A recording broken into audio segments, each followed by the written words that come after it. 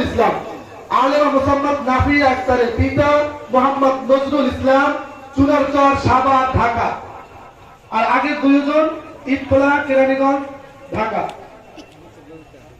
এবং আলেমা নাফিয়া আক্তারের পক্ষে দ্বিতীয় পাগড়ি গ্রহণ করবে দাদা হাজী মোহাম্মদ হাফিজউদ্দিন মোল্লা। হাজী মোহাম্মদ হাফিজউদ্দিন মোল্লা।